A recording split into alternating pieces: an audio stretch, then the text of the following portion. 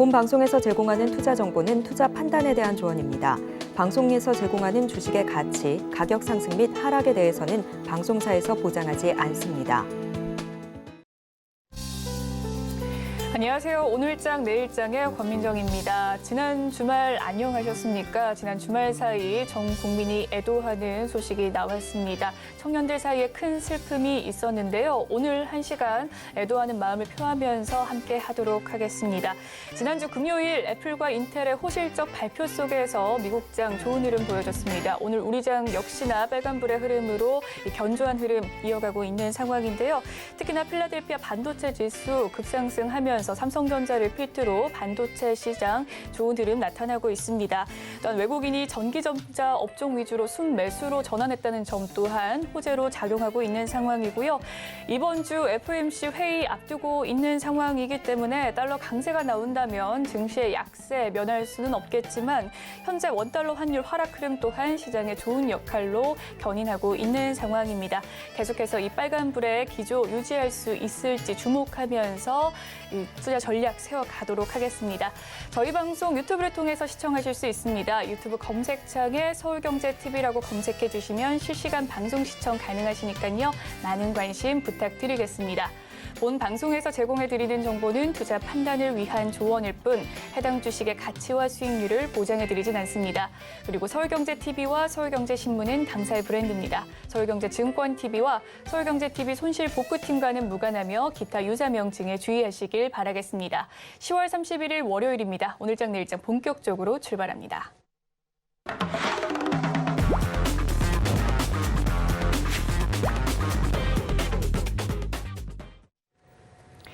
이 시각 보도본부 시간입니다. 오늘은 이지영 기자와 함께합니다. 어서 오세요. 안녕하세요.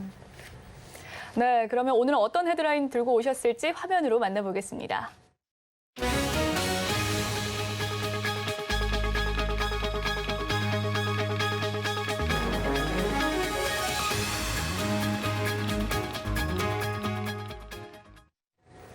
네, 9월의 산업활동 동향에 대해서 살펴보도록 하겠습니다. 지난달 이 산업활동 동향에서는요, 생산과 소비, 투자까지 모두 부진했다라고 하는데요. 상황이 어떤지 짚어봐 주시죠. 네, 지난달 생산과 소비 또 투자가 일제히 감소했습니다. 통계청이 오늘 발표한 9월 산업활동 동향을 보면 지난달 우리 경제 전 산업 생산 지수는 117로 전달 대비 0.6% 감소했습니다. 전 산업 생산은 7월과 8월에 이어서 석 달 연속 감소세를 보이고 있습니다. 업종별로 살펴보면 광공업 생산이 1.8% 감소했습니다. 제조업과 전기, 가스업에서 각각 전달보다 1.8%, 2.4%씩 감소했습니다. 특히 제조업 가운데서는 통신, 방송장비, 의료 정밀 광학 등은 증가했지만 반도체와 자동차 등은 줄은 모습입니다. 서비스업 생산도 0.3% 감소했습니다. 예술, 스포츠, 여가와 또 도소매의 감소폭이 컸습니다. 소비는 전달보다 1.8% 줄었는데요. 올해 3월부터 7월까지 연속 감소하다가 8월에 반등했지만 다시 한 달 만에 감소세로 돌아선 겁니다. 승용차와 가전제품 등 내구재 판매는 5.8% 늘었지만 오락과 취미, 경기용품 등 준내구재와 음식료품 등 비내구재 판매가 각각 3.7%, 5%씩 감소했습니다. 설비 투자는 전달보다 2.4% 감소했는데요. 선박 등 운송 장비는 11.5% 늘었지만 특수 산업용 기계 등 기계류 투자가 6.6% 줄었습니다. 네, 다음 소식으로 넘어가 보도록 하겠습니다. 채권 시장에 악재가 쏟아지면서 돈맥 경화를 우려하는 현상이 계속해서 빚어지고 있습니다. 대출을 받으려는 수요가 느는 것 같은데 상황이 어떻습니까? 네, 채권 발행을 통해서 자금 조달에 어려움을 겪는 기업들이 은행에 대출로 몰리면서 5대 은행에서 한 달 새 대출이 9조 원 가까이 늘어났습니다. 특히 대기업이 약 6조 원을 빌려갔는데 이는 약 2년 반 전 코로나19 초기 이후 최대 증가폭입니다. 금융권에 따르면 5대 은행의 27일 기준 기업 대출 잔액은 703조 7,512억 원으로 9월 말보다 8조 8,522억 원 늘었습니다. 증가폭이 2021년 9월 약 24조 원 증가한 이후에 1년 1개월 만에 가장 컸는데요. 특히 대기업 대출이 5조 8,592억 원이나 늘어서 전체 증가액의 66%를 차지했습니다. 대기업의 이달 증가액은 2020년 3월 이후 2년 7개월 만에 가장 많았습니다. 중소기업 대출은 2조 9,930억 원 늘어나는 데 그쳤습니다. 네, 올해 5개 은행, 이 5대 은행에서 불어난 기업의 대출은 어느 정도인가요? 네, 올해 들어서 5대 은행에서 불어난 기업 대출만 67조 8,633억 원으로 아직 연말까지 2달이나 남았지만 이미 지난해 전체 증가폭을 넘어섰습니다.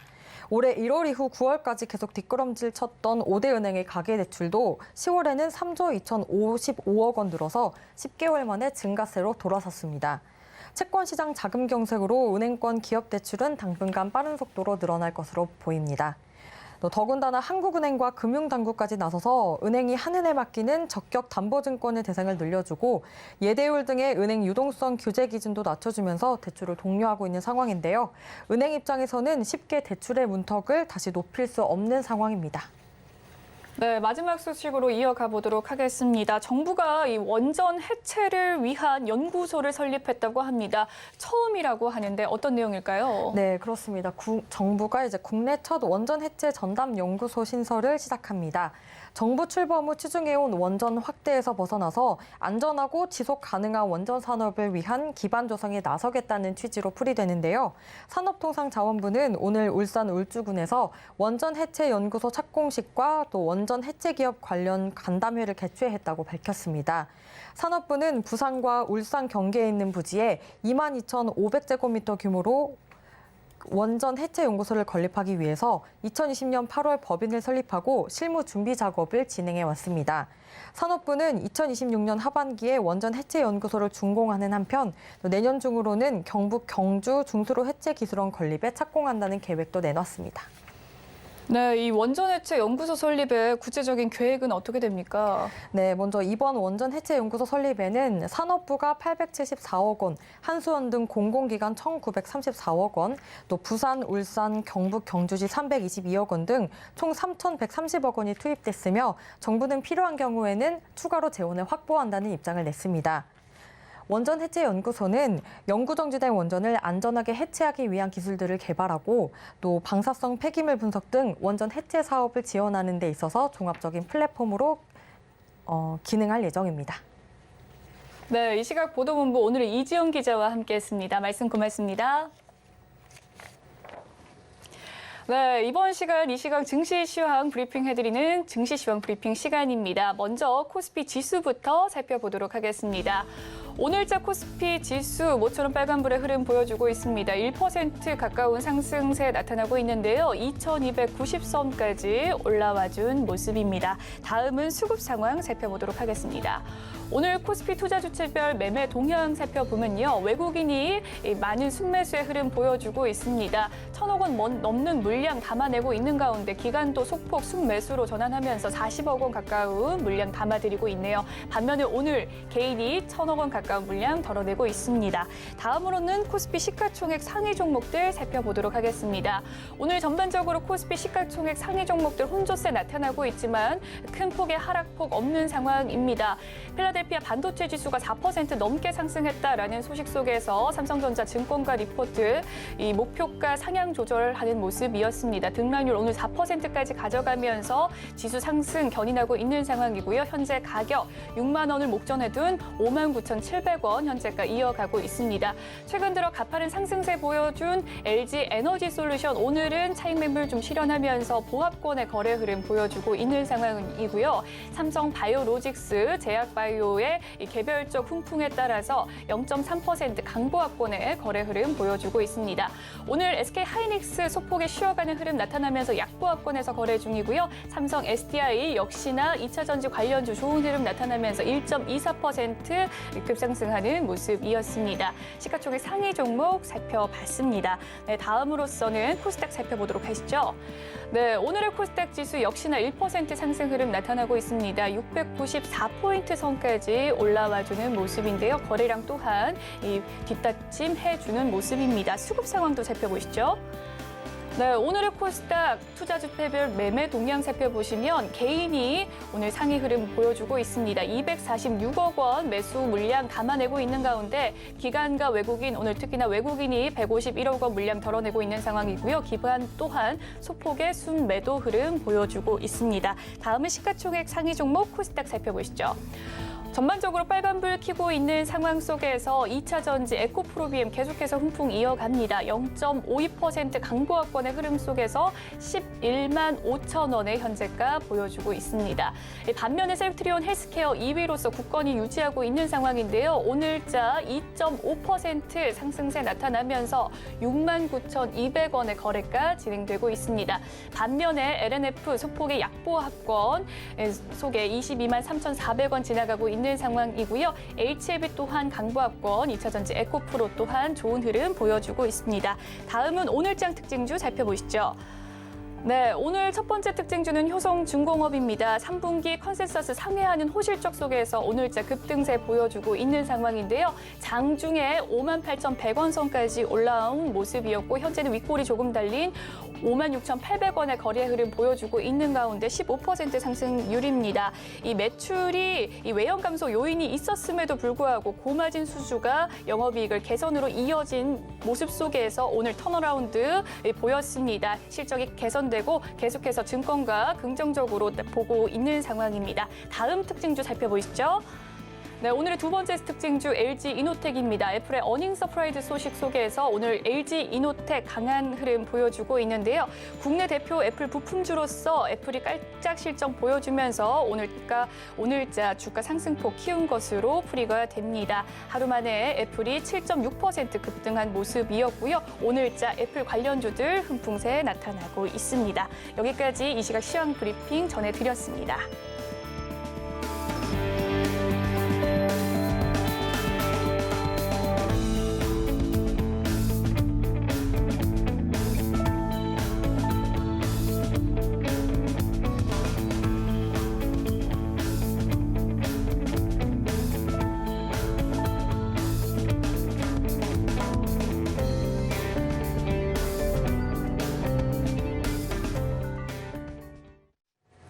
네, 이번 시간은 외국인과 기관의 수급 상황 살펴보는 수급 포착 시간으로 넘어가 보도록 하겠습니다. 오늘은 메리츠증권 강남금융센터 정영훈 과장과 함께합니다. 전화 연결되어 있다고 합니다. 안녕하세요, 과장님. 네, 안녕하세요. 네, 이 시각 수급 상위 종목의 주요 흐름 좀 살펴봐 주시죠. 네, 우선 오늘 이제 외국인과 기관의 수급을 보게 되면 역시나 이제 삼성전자 쪽으로 집중적인 순매수세가 유입이 되면서 오늘 삼성전자의 주가 급등과 함께 시장 상승을 이끌고 있는 모습이 좀 눈에 띄고 있는데요. 오늘 외국인은 삼성전자 그리고 기관 투자자들은 삼성전자 우선주를 오늘 가장 많은 순매수를 하고 있습니다. 지난주 금요일에 필라델피아 반도체 지수가 이제 급등을 하면서 특히나 이제 외국인들의 순매수세가 집중적으로 삼성전자 쪽으로 유입이 되고 있는 상황인데요. 그렇지만 지금 오늘 SK 하이닉스는 오히려 좀 하락하고 있다는 점에서 반도체 업종 전반적으로 매수세가 유입된다기보다는 삼성전자 쪽으로 집중적으로 매수세가 유입이 되고 있다라고 볼 수가 있겠습니다. 그러한 이유는 아무래도 지금 향후에 반도체 다운사이클에서 삼성전자의 경쟁력이 부각될 것으로 그렇게 지금 주목을 받으면서 최근에 이제 삼성전자 같은 경우는 감산을 하지 않겠다라고 그렇게 발표한 바가 있기 때문에 관련해서 좀 주목을 받고 있는 것으로 그렇게 좀 보여주고 있습니다. 그리고 이제 오늘 기관 투자자들은 LG이노텍을 순매수하고 있는데요. 아시다시피 지난주 금요일에 미증시에서 애플이 급등세를 기록을 했습니다. 지난 3분기에 애플이 어닝 서프라이즈를 기록을 하면서 관련해서 국내 대표적인 이제 애플 관련주로서 역시나 LG이노텍이 오늘 주목을 받으면서 4분기 실적 개선에 대한 좀 기대감까지 부각이 되면서 오늘 기관 투자자들이 순매수세가 유입되고 있다라고 볼 수가 있겠고요. 그리고 마지막으로 오늘 한국항공우주 같은 경우에 외국인 투자자들의 러브콜 받으면서 오늘 주가가 상승세를 보이고 있는데요. 국제 안보 강화에 힘입어서 완제기 수출 수혜에 대한 또 기대감이 부각이 되고 있습니다. 지난 9월에 30억 달러 규모의 이 경공급기 이제 수출 계약을 체결한 바가 있는데요. 향후 중장기적으로 이라크라든지 인도네시아, 필리핀, 태국 같은 이러한 중동 쪽의 그 향후 수출 물량이 또 늘어날 것으로 기대가 되면서 계속해서 시장에서 좀 주목을 받고 있다라고 볼 수가 있겠습니다. 네, 이 시각 수급 특징주들 자세하게 살펴봐 주셨습니다. 오늘 삼성전자의 필두로 반도체 지수 올라가고 있지만 삼성전자 위주로 외국인의 순매수가 이어지고 있다라는 점 살펴봐 주셨고요. LG이노텍 4분기 실적에 대한 기대감 있다고 밝혀주셨습니다. 또한 방산주죠. 한국항공우주까지 살펴봐 주셨네요. 그렇다면 과장님께서 포착한 특징주 어떤 종목이 있을까요? 네, 역시나 이 중에서는 지금 애플의 3분기 깜짝 실적 발표 이후에 가장 좀 주목받고 있는 국내 대표적인 애플 부품사인 LG이노텍을 포착을 해봤습니다. LG이노텍 같은 경우에 지난주에 3분기 실적을 발표를 했는데요. 3분기 영업이익이 4,448억 원을 기록을 하면서 시장 컨센서스에 부합하는 그러한 실적을 내놓았습니다. 무엇보다 이제 우호적인 환율이 좀 이어지면서 실적 개선에 좀 기여를 했고요. 여기에 또 애플의 아이폰 프로 시리즈의 점유율이 계속해서 확대가 되면서 역시나 지금 고객사의 그런 고부가 제품 판매 호조가 실적 개선에 크게 좀 기여를 했다. 볼 수가 있겠습니다. 이번 4분기 같은 경우에도 아이폰 14 프로 시리즈의 점유율이 계속해서 확대되고 있는 상황이기 때문에 사상 최대 실적이 전망이 되고 있는 상황인데요. 지금 하이엔드 모델 비중 증가와 함께 이제 판가 믹스 개선 효과가 더불어서 추가적인 또 환율 효과도 기대가 되고 있는 상황이다. 볼 수가 있겠습니다. 여기에도 중장기적으로 전장 부품 사업부의 그 전기차 자율주행 수요 확대 기조도 유지가 되고 있다는 점도 중장기적인 성장 모멘텀으로 부각이 될 것으로 그렇게 보여지고 있고요. 무엇보다 현재 주가 수준이 지금 현재 올해 예상 실적 기준으로 PER 한 5배 정도 수준에 불과한 상황이기 때문에 절대적인 밸류에이션 저평가 국면이라는 점에서 계속해서 시장에 저가 매수세가 유입될 가능성이 높지 않나 그렇게 보고 있습니다. 네, 오늘 정영훈 과장의 포착 특징주는 이 애플 관련주죠. LG이노텍에 대해서 살펴봐 주셨고요. 그에 따른 투자 전략까지 면밀히 살펴봤습니다. 지금까지 메리츠증권 강남금융센터 정영훈 과장과 함께했습니다. 말씀 잘 들었습니다. 네, 고맙습니다. 네, 오늘 시장을 주도하는 업종과 이슈에 대해서 심층 분석해보는 마켓 로드맵 시간으로 넘어가 보도록 하겠습니다. 오늘은 러시아가 이 곡물 수출과 관련해서 협정 파기 소식 속에서 그에 따른 투자 전략 세워보도록 할 텐데요. JDI 파트너스 이재선 대표님과 함께합니다. 어서 오세요. 네, 안녕하세요. 네, 이 러시아가 이제 또 다시 식량 무기화 카드를 꺼냈습니다. 또 곡물 수출 합의에는 더 이상 참여하지 않겠다고 선언을 하면서 오늘 그에 따른 관련주 많이들 올라가는 모습인데요. 이 핵심 쟁점과 함께 오늘 관련주 살펴봐 주시죠. 네, 자 이렇게 이슈가 러시아발에서 한 번씩 발생을 하고 있는데요. 이 곡물 가격. 이 중에 핵심을 여러분들이 좀 파악하실 필요가 있습니다. 지금 이렇게 이슈가 나올 때마다 한 번씩 수급이 들어오기 때문에 여러분들이 계속 관심은 가지실 텐데 자, 우선 세계 3대 곡창지대라고 여러분들이 잘 알고 계시는 게 우크라이나의 흑토, 우리가 지금 가장 문제가 되는 곳이죠. 그리고 북미의 프레리, 그리고 아르헨티나의 팜파스 이렇게 세 군데가 있습니다. 그리고 또 여기서 추가하자면은 이제 세계 4대라고 뽑히려면은 이제 중국 정도가 추가될 수 있는데요. 이 전쟁이 아니어도 이 모두가 지금 어려움을 올해 봄부터 좀 겪고 있었습니다. 뭐 가뭄으로 인해서 북미 지역 그리고 아르헨티나 지역 굉장히 좀 어려움을 겪고 있었고 그래서 뭐 가장 대표적으로 이제 서양 쪽에서는 밀이 주식이기 때문에 밀 그리고 뭐 옥수수 그리고 뭐 이런 뭐 대두, 뭐 콩, 뭐 이런 쪽 다 문제가 되고 있었습니다. 자, 이런 상황에서 이제 밀 수출국 뭐 1위와 5위죠. 러시아와 우크라이나는. 그러다 보니까 이 농경지가 한 3분의 1 정도가 훼손됐다라고 우리가 뉴스로도 확인할 수 있었는데요.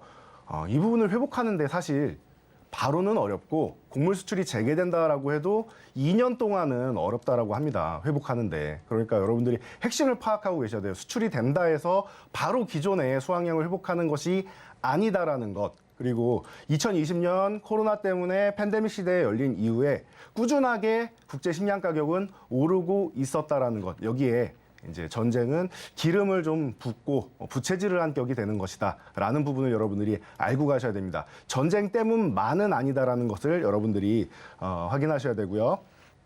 자, 세계 식량 지수를 보신다라고 하면은 이제 3월에 전쟁이 2월 말에 시작을 했죠. 그래서 3월에 역대 최고 지수를 찍습니다. 159.7까지 찍은 다음에 6개월 연속 지금 하락하고 있습니다. 일부는 안정화되고 있다라고 보시면 될 것 같습니다. 이런 가운데 이슈가 터졌기에 다시 한번 좀 걱정을 하시는 분들이 있는데, 폴란드 외교부에서는 이제 SNS를 통해서 러시아의 결정은 이제 모스크바가 어떤 국제적 합의도 유지할 의사가 없다라는 또 다른 증거다라고 발표를 했는데, 여러분 이런 기사들 뉴스에 많이 나오면은 있는 그대로 받아들이시면은 안 됩니다. 자, 외교부나 정치적인 입장, 외교적인 입장에서 발표되는 이런 발언들은 어떻게 보면은 역설적인 부분 혹은 반어법적인 부분도 많이 포함되어 있고요. 심리적인 부분, 상대와 기싸움하는 부분도 많습니다. 그렇기 때문에 이런 핵심적인 부분을 여러분들이 생각하신다라고 하면 최근 러시아, 우크라이나 전선을 잘 생각해 보세요. 자, 우크라이나 입장에서는 나라를 지켜야 되는 구간입니다.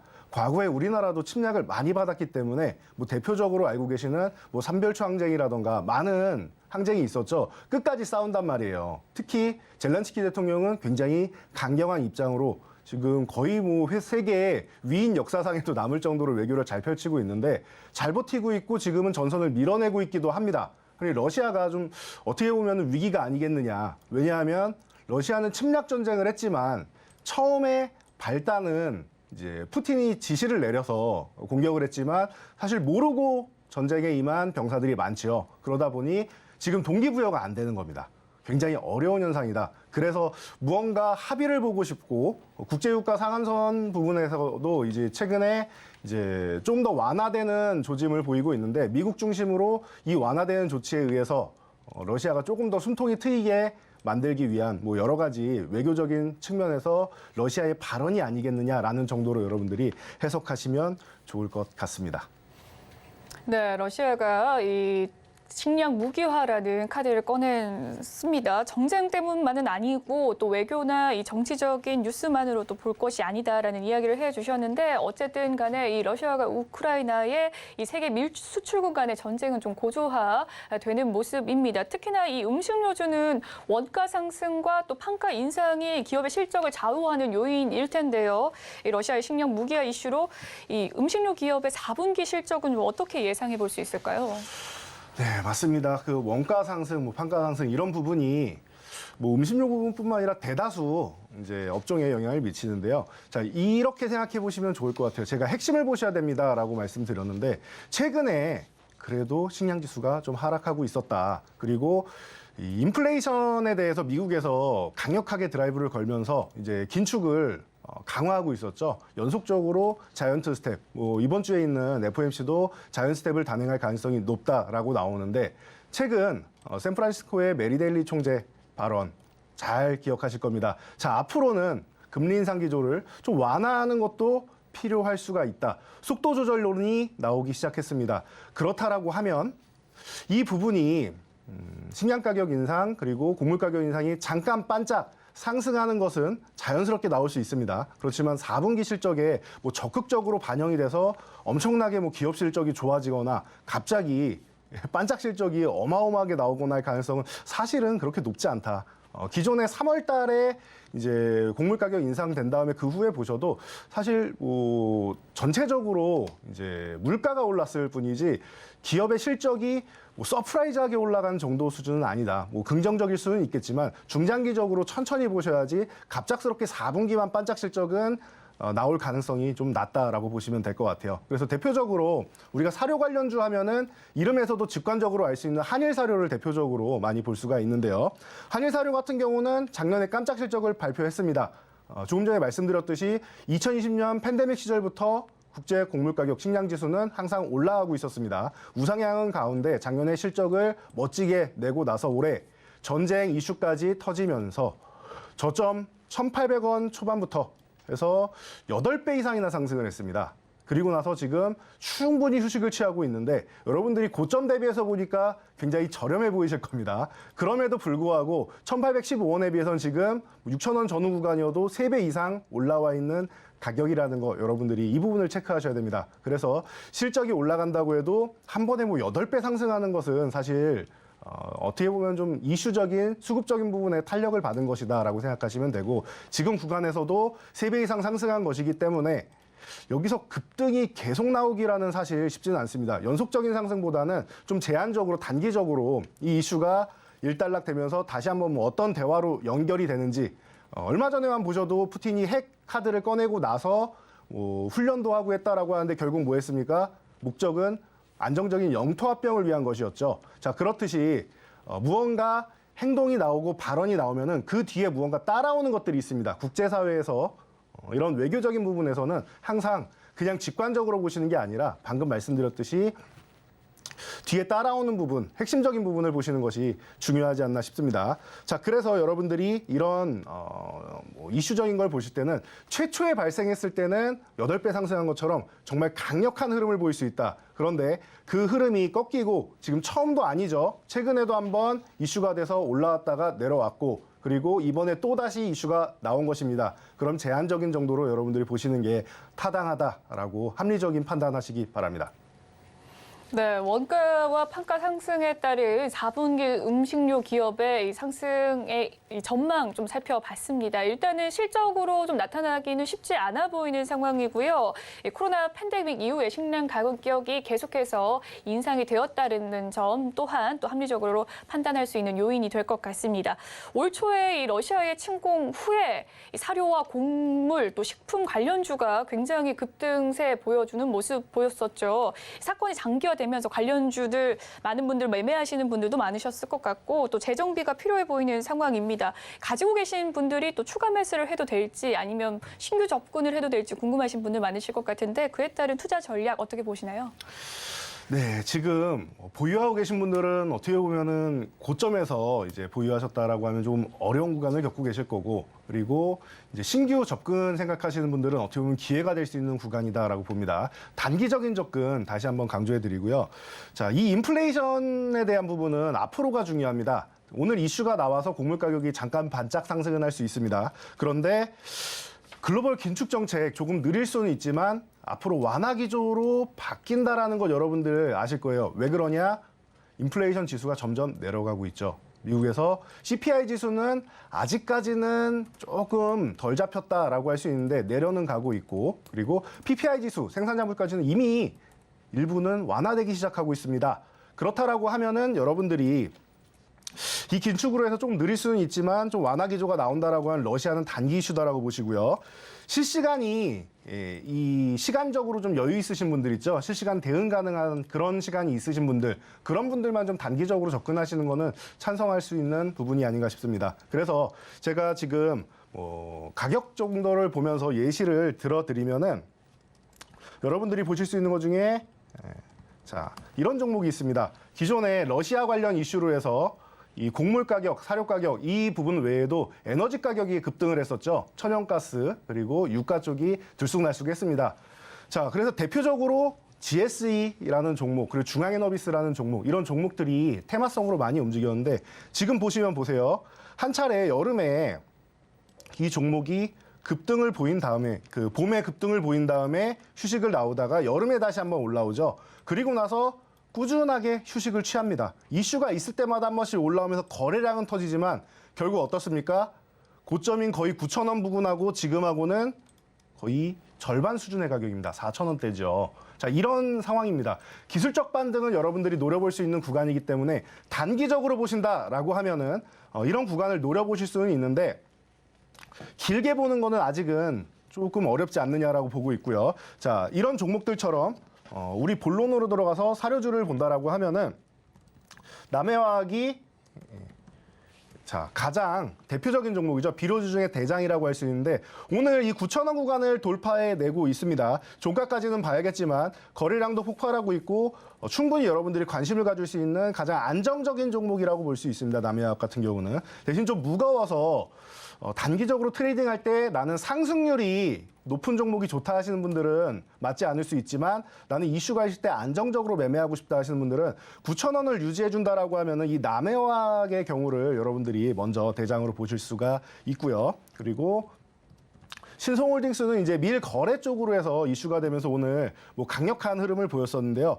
이 종목은 9,000원을 넘어가야 되는데 이 9,000원 구간에 장기 평선이 놓여 있고 오늘 터치하면서 윗꼬리를 달고 있습니다. 오히려 이런 종목들은 9,000원을 넘어갈 때 종가로 안착할 때 매매를 하시거나 아니면 윗꼬리를 달고 나서 쭈릉 밀렸을 때 좀 저가 메리트가 있을 때 하셔야지 추격 매수를 하는 것은 위험합니다. 단기적으로 이렇게 급등하는 종목들은. 그러니까 일단은 이 종목은 한 이틀 이상 지켜보시면서 요 8,000원 전후 구간 가장 좋은 건 한 7,500원까지 주면 좋겠는데 그 정도는 안 내려올 것 같으니까 8,000원 전후 구간부터 분할 매수를 한다. 가격 메리트를 본다라고 하면 아니면은 그냥 올라간다라고 하면은 기다렸다가 9,000원을 넘어가서 돌파해서 안착하면은 매매한다라고 보시면은 단기 급등주로는 이 종목을 보실 수 있다라고 보시고요. 자, 고려산업이나 뭐 대주산업 같은 경우 볼 수 있는데 대주산업은 제가 고려산업까지만 보겠습니다. 자, 고려산업은 5,000원 구간을 회복해야 되는데 오늘 5,000원 구간 정확하게 터치하고 음봉을 그리고 있습니다. 자, 보시면은 남해화학 정도만 9,000원을 넘어가 있고 신성홀딩스 윗꼬리 달고 밀렸죠. 고려산업 같은 경우도 저항 구간 오늘 갭으로 넘어가나 싶었는데 결국은 음봉으로 내려와 있습니다. 그럼 아직까지는 돌파를 못했다는 뜻입니다. 그럼 이 종목들은 고려산업 같은 경우도 5,000원이 넘어갈 때 매매하시는 게 좋고요. 이 종목은 굳이 싸다고 들어가실 필요는 없는 것 같습니다. 저항이 얼마 남지 않은 가격이기 때문에 그냥 기다렸다가 5,000원을 넘어가고 나서 바닥을 확실하게 다지고 나서 접근하는 게 좀 유리하다라고 보고 있습니다. 자, 그리고 오늘 이렇게 이슈가 크게 되지 않았는데 직접적인 종목이 아니라 간접적인 종목도 우리가 좀 살펴볼 수가 있습니다. 그래서 푸드나무 이런 종목들을 여러분들이 보실 수가 있는데 요즘 피트니스 산업 굉장히 뭐 발달을 하죠. 네. 그래서 온라인 쪽으로 해서 뭐 랭킹닷컴이라는 사이트가 굉장히 유명하고 저도 이용해 본 적이 있습니다. 자, 그런데 이 푸드나무라는 종목은 항상 이런 식량 관련주, 사료 관련주가 움직이면은 후발주 쪽으로 움직입니다. 그래서 기다렸다가 후발주 쪽으로 한번 단발성 상승이 나오면은 그날 상승이 나오는 날 오전부터 여러분들이 좀 차익 실현을 일부 해나가시면 좋습니다. 왜냐하면 이 종목은 보시면 알겠지만 상승이 나올 때마다 윗꼬리를 굉장히 많이 달고 있습니다. 올라가는 날마다 윗꼬리는 항상 기본입니다. 근데 탄력적인 움직임을 한 번씩 보여요. 거래량이 나오고 오전에 강력한 모습을 보인다. 그러면 여러분들이 제가 아까 실시간으로 보실 수 있는 분들만 매매하세요라고 말씀드렸는데 오늘 아직 상승을 안 했기 때문에 미리 들어갈 수 있는 종목이 아닌가 싶습니다. 좀 기다릴 수 있는 분들, 좀 여유 있게 보실 수 있는 종목들, 이런 종목들을 지금 2만 원이 회복될 때 정도에 매매를 하셔가지고 당일날 거래량이 생성되고 급등이 나온다라고 하면은 여러분들이 이제 뭐 회의 들어가시거나 하면은 바로 실시간 대응 안 되시니까 미리미리 예약으로 매도를 걸어놓고 체결되게끔 분할 매도를 하시는 이런 방식으로 취할 수 있는 종목입니다. 그러니까 급등한 종목들보다는 지금 볼 때는 이렇게 후발주 쪽을 노리는 것도 충분히 가능하다라고 보시면 되고요. 한국 맥널티 같은 경우는 기존에 저희도 이제 많이 그 언급을 드렸었는데 요즘에는 커피 가격이 이렇게 주르륵 내려오면서 썩 좋지는 못합니다. 그래도 이제 이 종목은 이제 5,500원을 회복한다라고 하면은 말씀드렸듯이 단발성 이슈 정도는 나올 수 있으니까 5,500원을 회복할 때 보시고 푸드나무를 먼저 보시면서 2만 원 회복하는지 보시고 그 뒤에 한국 맥널티 5,500원. 만약에 이 종목이 먼저 움직이면 매매 안 한다라고 보시면 돼요. 종목은 많습니다. 그렇기 때문에 이렇게 후발주 쪽을 노리는 것도 대안이 될 수 있다라고 말씀드리겠습니다. 네, 글로벌 식량 가격 상승 우려 속에서 오늘자 관련주들 좋은 흐름 보여주고 있는 가운데 여러 종목들 이야기를 해주셨습니다. 뭐 에너지주부터 해서 많은 비료주 이야기 많이 해주셨는데 이 중에서 탑픽 종목을 꼽자면 어떤 종목이 있을까요? 네, 탑픽 종목을 꼽자라고 하면은 아까도 말씀드렸듯이 가장 직관적인 종목이 좋지 않나 싶습니다. 지금 이 섹터가 당장은 이슈를 받고 있다라고 해도 이 섹터가 한없이 계속 선택을 받을 거라고 생각하지는 않고 있습니다. 왜냐하면 지금은 금리 인상 완화 기조를 조금 전에도 말씀드렸듯이 전체적으로 시장이 움직여야 되는 분야입니다. 그러면은 그 타이밍에는 대형주들이 좀 움직여야 지수를 움직일 수 있는데 사료주는 사실 시총이 매우 낮습니다. 거의 지수하고는 상관없이 지수가 조정받을 때 움직인다라고 생각하는 게 더 알맞는 섹터입니다. 그렇기 때문에 지금 같은 경우에는 사료주는 뭐 대세 상승이 되기에는 좀 사실 쉽지는 않다. 전체적으로 시장에 이제 핵심이 되고 지수를 움직일 수 있는 대형주 쪽, 이런 섹터 쪽으로 자금이 좀 집중되지 않겠느냐라고 본다라고 하면 수급에 의해서 움직여야 되는 이 섹터는 좀 단기적으로 보셔야 되고, 이 한일 사료를 제가 간단히 가격과 함께 봐드린다라고 하면은요. 자, 이슈가 아닌 시장의 핵심이 다른 쪽으로 가 있고, 지금 이 종목이 이제 단발성이다라고 하면은 가장 직관적이고 상승률, 탄력 있고, 그리고 주가 복원력이 좋은 종목을 봐야 됩니다. 주가 복원력이라는 것은 이제 지수가 밀렸을 때, 이 종목이 밀렸을 때도 다시 한번 회복되는 것을 말합니다. 우리가 흔히 말하는 매도 타이밍을 주는 종목이다라고 표현을 하는데요. 자, 이 종목 같은 경우에는 만약에 단발성으로 여러분들이 한번 타이밍을 놓치더라도 추후에도 여러 가지 이슈에 의해서 뭐 겨울 되면은 이제 뭐 아프리카 돼지열병부터 시작해서 여러 가지 또 이슈들이 나오지 않습니까? 혹시나 여러분들이 여기서 한번 매매 실패해도 추후에 기회를 줄 수 있기 때문에 안정적으로 볼 수 있다, 직관적이다라는 측면에서 볼 수 있고요. 자, 가격대는 지금 5,500원에서 6,000원 구간이 굉장히 중요한 구간인데, 이 구간을 오늘 갭으로 해서 잘 넘어가주고 있습니다. 그럼에도 불구하고 음봉으로 밀리고 있죠. 자, 이 음봉이 종가까지 해서 6,000원을 좀 유지해줘야 되고, 6,000원 흔들더라도 6,000원 구간을 버텨만 준다라고 하면, 이번 주만 버텨주면 됩니다. 이번 주까지만 버텨준다라고 하면은 이 이평선들이, 이동평균선들이 이렇게 기술적으로 따라 올라오면서 추가적인 상승 한 차례 정도는 여러분들이 만들 수가 있습니다. 그러니 조정 구간에서 보시고, 만약에 6,000원을 이탈한다라고 하면 6,000원 회복되는 걸 좀 기다렸다가 매매하시는 게 좋습니다. 그래서 이제 여러분들이 이 가장 직관적이고 주가 복원력이 좋은, 그리고 가장 뭐 안정적이라고 볼 수 있는 이 한일 사료를 보시는 게 좋고요. 추가적인 욕심을 너무 많이 안 부리시면 좋을 것 같아요. 저희 예상과 다르게 이제 지수 집중돼 있는 종목 쪽으로 수급이 쏠리지 않고 이 사료주 쪽으로 조금 더 이제 관심이 길어진다라고 하면은, 여러분들이 1차적으로는 한 7,500원에서 한 8,000원 정도 볼 수 있는데, 이 정도만 해도 그래도 적지 않은 수익률이죠. 만약에 길어진다라고 해도 9,500원에서 10,000원 정도 수준으로 여러분들이 보시면 되지 않을까 싶습니다. 그래서 오늘의 탑픽주는 한일 사료를 말씀드리고, 길게 보기보다는 일단은 단발성으로 본다. 그리고 예상보다 길어질 경우에만 보는 것이고, 목표가를 넘어갔을 경우에만 본다. 여러 가지 조건을 충족시켜줄 그럴 경우에만 보시고, 여러분들이 좀 안정적으로 좀 다른 시장에 집중되고 있는 섹터 쪽으로 이동을 하시는 게 좀 유리할 수 있다라고 말씀드리겠습니다. 네, 지금까지 JDI 파트너스 이재선 대표님과 함께 곡물 관련주에 대한 투자 전략 면밀히 살펴봤습니다. 말씀 고맙습니다. 감사합니다.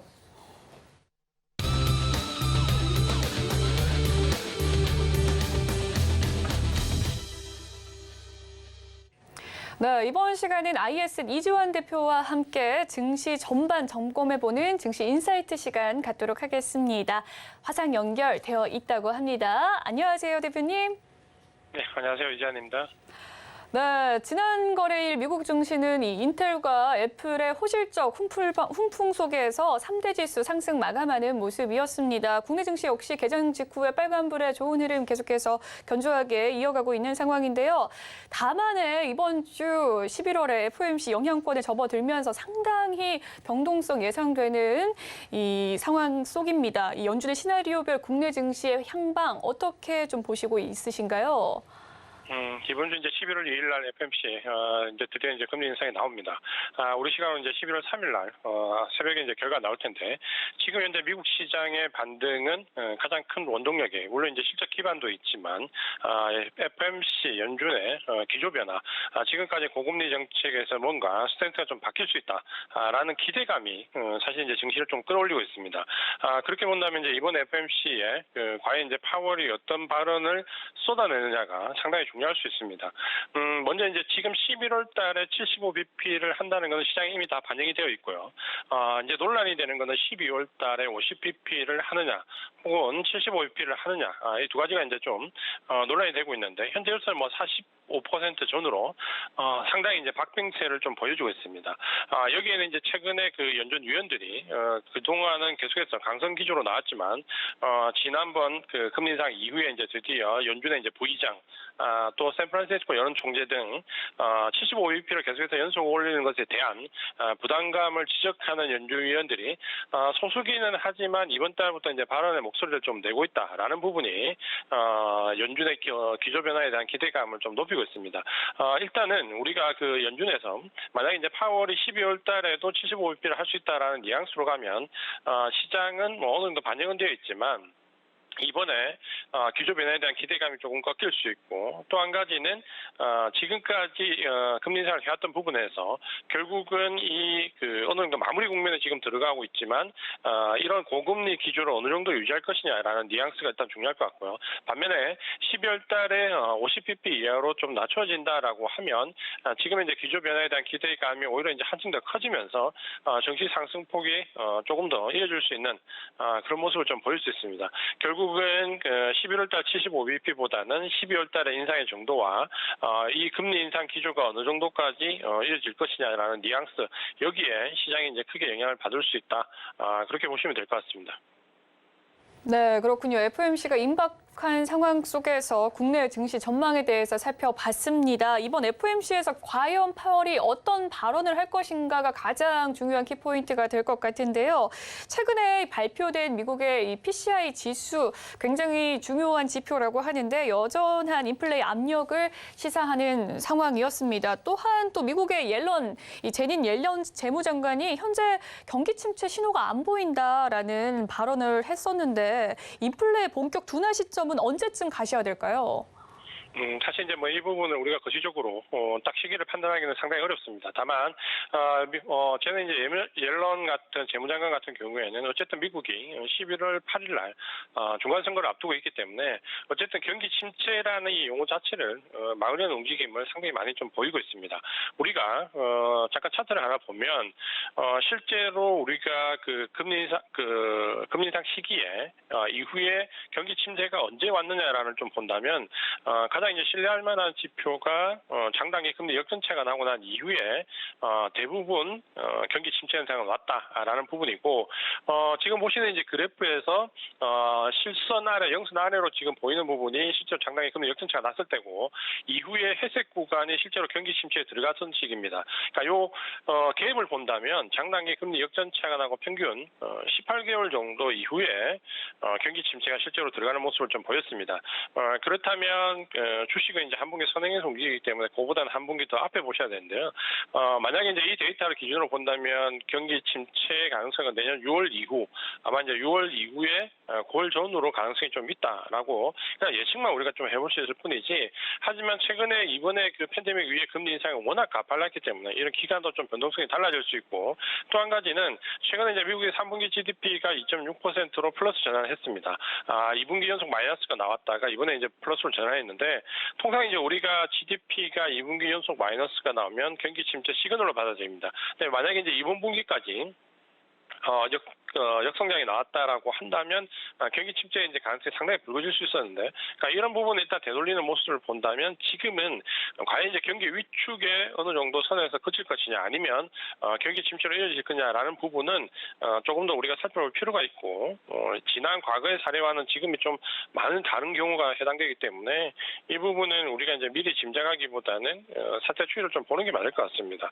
다만 이제 지금 현재 장단기 금리 역전체가 계속해서 다 있다라는 부분은 상당히 우리가 주목을 해서 좀 유심하게 좀 볼 필요가 있고 반면에 이 경기 침체에 들어갈 때 평균 실업률이 6.2% 정도 됩니다. 그러니까 지금은 발표된 실업률이 3.5% 그쪽과는 아직까지 괴리감이 상당히 있기 때문에 당장의 피부로 느끼는 경기 침체에 들어가는 부분의 우려감은 지금 당장 걱정하기보다는 조금 더 시간을 가지고 관찰할 필요가 있다. 이렇게 말씀을 드리겠습니다. 네, PC가 또 고공행진을 보이는 과정 속에서 언제쯤 이 인플레가 둔화될 것인가에 대한 이야기 해주셨습니다. 장단기 금리 현상이 역전한 뒤에 1년 반 뒤에 보통 통상적으로 경기 침체가 시작된다라는 이야기를 해주셨는데 이 모습을 보였고 이 흐름에 따른 예측으로서는 내년 6월 정도를 좀 예견을 해주셨습니다. 네, 그에 따른 다음 이 업종에 대해서 좀 살펴보도록 하겠습니다. 마이크로소프트와 알파벳의 실적 발표 후에 좀 하락하는 모습을 보였어요. 대형 기술주가요. 또 인텔의 실적 호조 속에서는 오늘자 이 반도체 업종 전반이 오름폭 의욕을 보이기도 했습니다.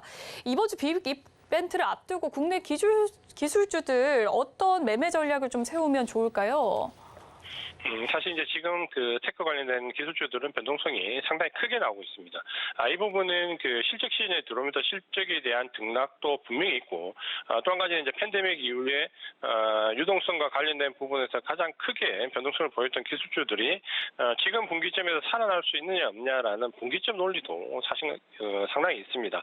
실적과 이 분기점 두 가지가 맞물리면서 예를 들면 우리 시장 지난주 금요일 날에는 반도체 관련된 종목들이 급락하는 모습을 보여줬습니다. 반면에 이제 오늘은 다시 삼성전자가 급등을 하면서 또다시 변동성이 확대되고 있는데요. 그러니까 이런 부분들은 우리가 이제 받아들일 때 좀 두 가지를 차별할 필요가 있습니다. 하나는 우리가 이제 통상 기술주라고 통칭적으로 얘기하지만 지난 이제 미국의 급락을 보면 구글이나 뭐 페이스북, 메타 플랫폼스죠. 페이스북이나 혹은 이제 아마존 같이 급락이 나왔던 종목들은 대부분 이제 팬데믹 때 실적이 거의 정점을 찍었던 종목들입니다. 그러니까 이런 종목들이 지금 현재 실적이 좋지 않게 나오는 것은 어떻게 보면 좀 아프지만 사실 팬데믹 정점이 지났기 때문에 우리가 이제 수긍할 수 있는 부분이 사실은 됩니다. 반면에 기술주들은 이제 조정의 그 바닥권이냐 아니냐라는 부분이 사실 첨예하게 대립이 됩니다. 우리 증시로 본다면 지금 현재 IT 섹터에 삼성전자를 비롯해서 외국인 매수 유입이 상당히 큰 폭으로 들어와 있습니다. 한 달 동안 코스피 시장에서만 3조 원 넘는 외국인들이 매수를 했는데 반면에 지금 현재 공매도도 역대급 최고를 경신하고 있습니다. 그러니까 공매도량도 늘어나고 외국인 매집량도 늘어나는 그러니까 양쪽이 매수와 매도를 보는 쪽에 팽팽하게 맞서 있고 특히 이 부분에 기술주에 가장 첨예하기 때문에 아마도 그 1위 1비하면서 움직이는 모습이 계속 나올 가능성이 상당히 큽니다. 특히 이제 반도체 같은 종목 같은 경우는 내년도 반도체 성장률을 보면 시스템 반도체와 메모리 반도체에서 특히 메모리 반도체 성장률이 상당히 낮게 나옵니다. 이 부분은 그만큼 그 경기 침체 영향을 더 많이 받는다는 부분인데 이 부분에서 우리가 조금 주목해야 될 부분은 SK 하이닉스와 삼성전자의 주가가 조금 차별화될 수 있다는 거고 메모리에 거의 전적으로 의존하는 SK 하이닉스는 타격이 조금 더 클 수 있고 반면에 삼성전자는 시스템 반도체 쪽으로 계속해서 외연을 확장해 나가고 있는 그리고 M&A 이슈라든지 여러 펀더멘탈 이슈가 있기 때문에 지금은 같은 메모리 반도체 내에서도 삼성전자 하이닉스 주가가 좀 갈리는 편이고 특히 반도체 내 부품이나 소재나 장비는 아직까지 전방 산업에 비해서 그 주가 등락률이 좋지가 않습니다. 그러니까 이런 부분을 본다면 지금은 삼성전자를 필두로 해서 메모리 반도체 전방 산업 그리고 2차 전지 위주의 IT 종목 접근이 좀 유효할 것 같고 반면에 커뮤니케이션이라든지 팬데믹 때 전성기가 나왔던 종목들은 일단은 그 낙폭이 아무리 크더라도 우리 시장으로 보면 카카오나 네이버나 이런 쪽은 아직까지는 접근하는 데 시간을 좀 많이 가질 필요가 있다. 이렇게 말씀을 드리겠습니다.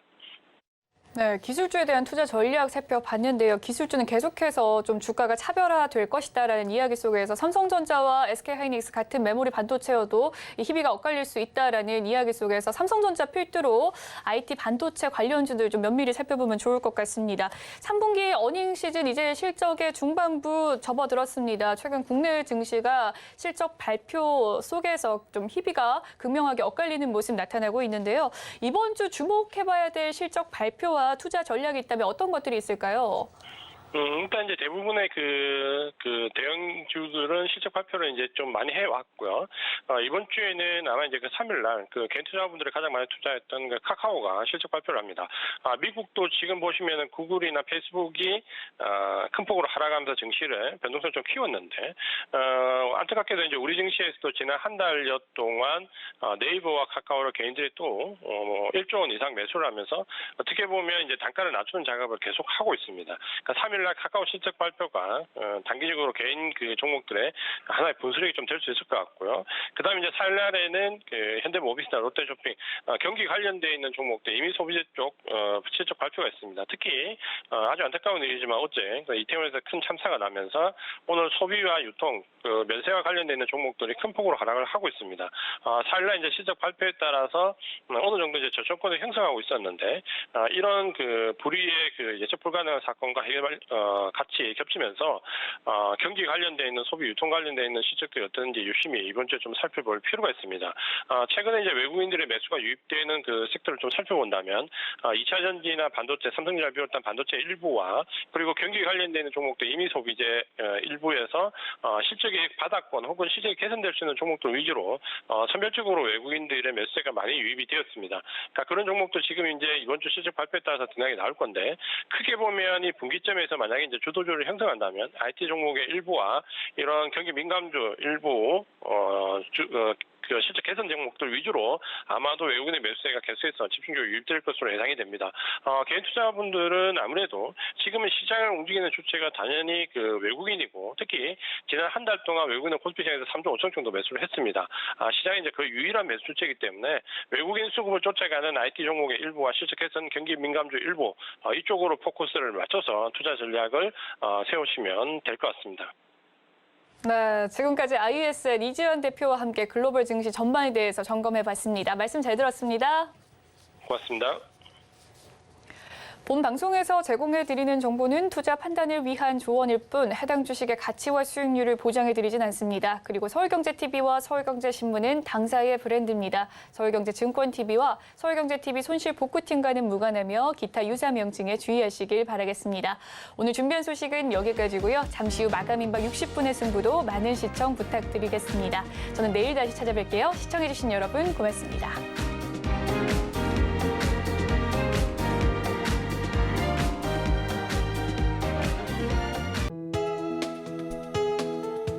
본 방송에서 제공하는 투자 정보는 투자 판단에 대한 조언입니다. 방송에서 제공하는 주식의 가치, 가격 상승 및 하락에 대해서는 방송사에서 보장하지 않습니다.